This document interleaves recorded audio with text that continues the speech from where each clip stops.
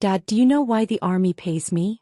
I looked my dad straight in the eye, my voice dropping to a low, dangerous calm. Tell your wife to stop counting my money. She doesn't have a right to a single dollar of it. If she crosses that line again, I won't be polite anymore.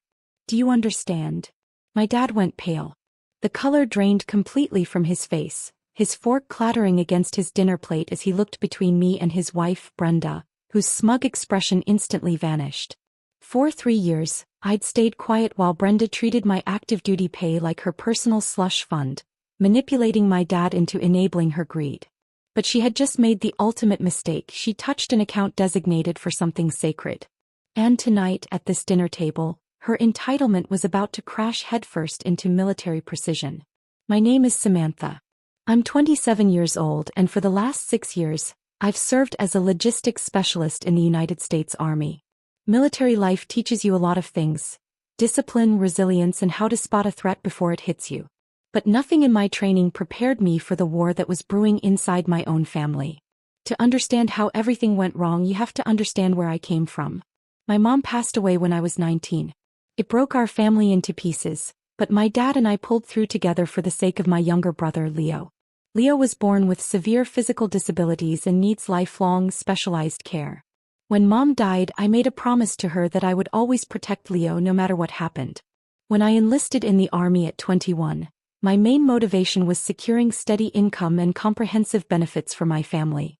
My dad was working long hours as a mechanic and the medical bills were piling up. Because my duty stations were often overseas, I needed a seamless way to ensure Leo's medical expenses were covered without delay. So, I did what I thought was the responsible thing. I set up a dedicated joint allotment bank account with my dad. Every month, a huge chunk of my active duty pay was automatically deposited straight into that account. The agreement was clear, simple, and sacred. This money was strictly a trust for Leo's specialized care, therapies, and emergency savings buffer. My dad was the co-signer solely to manage local payments while I was deployed. For years the system worked perfectly.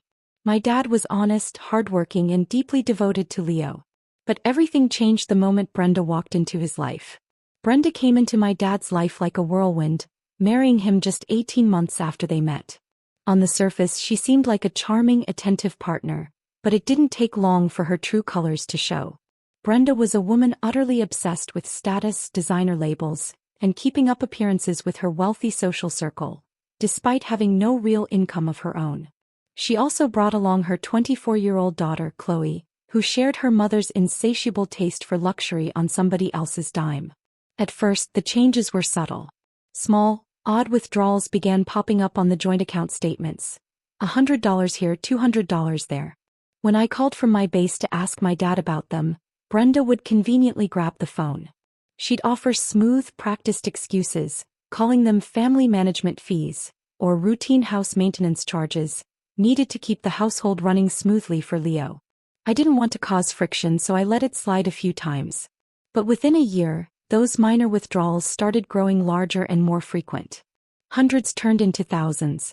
Brenda began redecorating the house with expensive imported furniture, buying designer clothes, and taking spontaneous weekend spa trips. Whenever I raised concerns with my dad over video calls, he would look down, visibly uncomfortable. He was so terrified of losing Brenda, so desperate to keep his new wife happy, that he actively made excuses for her. He'd plead with me to be understanding, begging me not to make a scene and just keep the peace for the sake of the family. He promised me everything was under control and that the money was fine. But my gut told me my trust was being severely exploited. Things went from bad to worse when I was deployed overseas to a high-tempo operational base in Eastern Europe.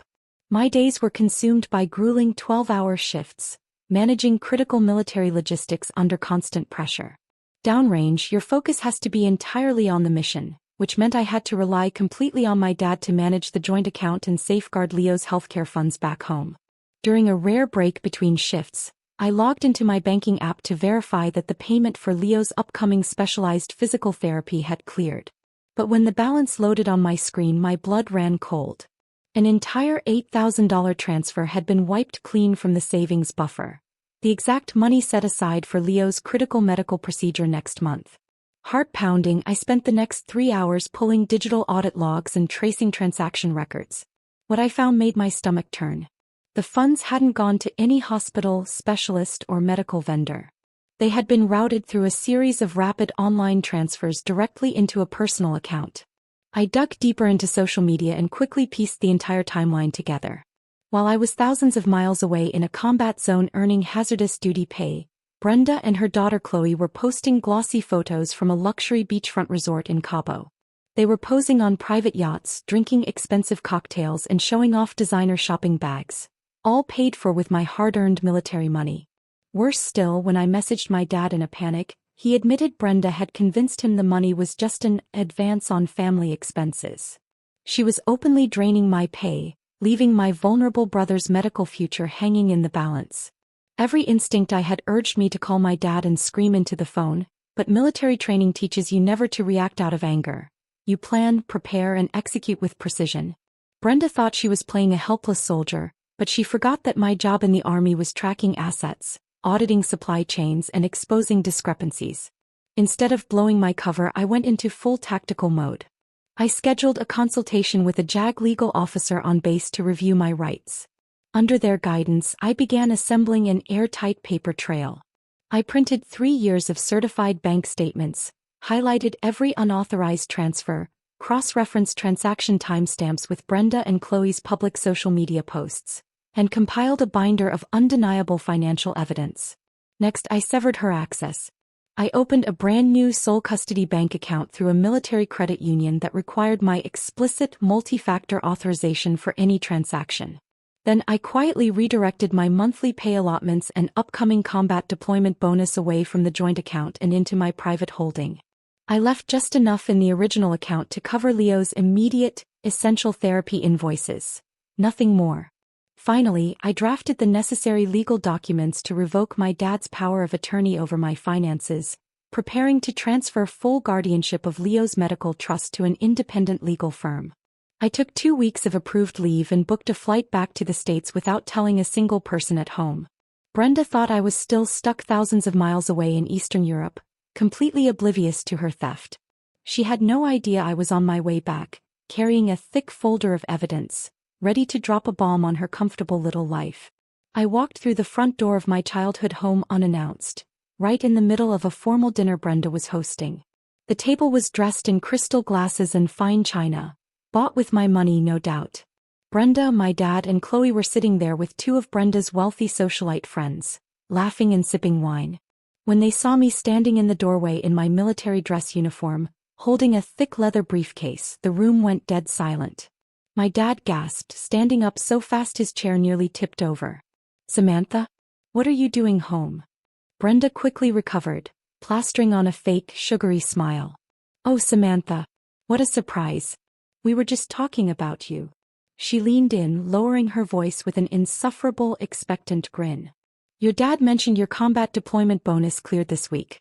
Perfect timing. We were just discussing updating the kitchen cabinets and covering Chloe's summer tuition." The sheer audacity made my skin crawl. I didn't smile back. I walked straight to the head of the table, placed my briefcase down, and looked my dad directly in the eye. "Dad, do you know why the army pays me?"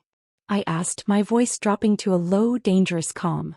"Tell your wife to stop counting my money. She doesn't have a right to a single dollar of it. If she crosses that line again, I won't be polite anymore. Do you understand?" My dad went pale. The color drained completely from his face, his fork clattering against his dinner plate as he looked between me and his wife, whose smug expression instantly vanished. "How dare you speak to me like that in front of our guests?" Brenda hissed, her face flushed with rage. Instead of arguing, I unzipped my briefcase, pulled out 3 years of certified bank audits, and slammed the thick stack of papers right onto her dinner plate. $82,000, Brenda.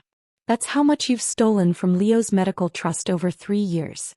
And tonight, everybody at this table is going to read the receipts. The dinner party disintegrated instantly. Brenda's wealthy friends scrambled to read the highlighted line items, their eyes widening at the clear paper trail of stolen funds. Mortified, they made quick, awkward excuses and practically bolted out the front door. Brenda turned on my dad, her voice shrieking with desperate rage. "Are you going to let your daughter attack me like this in my own home? Tell her she's lying. Tell her to hand over her paycheck." But my dad wasn't listening to her anymore. He was staring at the bank statements in his trembling hands, staring at the itemized withdrawals for Cabo resorts, luxury boutiques and spa retreats, all stamped with dates right before Leo's medical bills had bounced. He looked at the total figure written at the bottom, $82,410. For the first time in 3 years, the fog in his eyes cleared, replaced by sheer horror and shame. He looked up at Brenda, his voice cracking. "You told me those transfers were for Leo's physical therapy." "She's lying. She manipulated those documents." Brenda shrieked, trying to snatch the papers away. "They're certified military financial audits, Brenda," I interrupted, stepping between them with icy precision. "And if you touch another page, my JAG legal officer will file formal grand larceny and military fraud charges with the local police department by tomorrow morning." Brenda froze, the color draining from her face as the real threat of prison time settled in. I turned back to my dad, laying down a final set of legal documents. "Dad, I love you, but this ends tonight. I've already revoked your power of attorney and transferred Leo's medical trust to an independent legal firm. Your access to my pay is permanently cut off." My dad broke down into tears, burying his face in his hands. "Now you have a choice to make," I continued calmly. "You can either force your wife to sign this legal repayment agreement to return every cent she stole from your son's care, or you can watch her get escorted away in handcuffs. Choose right now." The aftermath was swift and uncompromising. Faced with undeniable criminal evidence and the immediate threat of grand larceny charges, Brenda signed the legal settlement agreement. To pay back the $82,000 she had stolen from Leo's medical trust, she was forced to sell off her luxury wardrobe, designer accessories and personal vehicle. On top of that, she had to take a full-time job for the first time in over a decade, with her wages garnished directly by the court until every single penny was returned. Her marriage to my dad didn't survive the weight of her deceit. Broken by the realization of how severely she had manipulated him and nearly destroyed his children, my dad filed for divorce just 2 weeks later. It was a painful wake-up call, but it was the catalyst he needed to rebuild his life and step up as the father Leo and I truly deserved. With Leo's medical trust legally protected under an independent guardian and my pay safely secured in my sole custody account, I returned to my base overseas with complete peace of mind. Leo got the specialized therapy and care he needed, and his future was finally safe from greedy hands.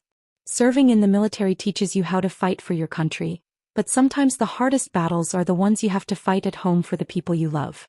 Standing up to Brenda wasn't just about protecting my hard-earned money, it was about honoring the promise I made to my late mother.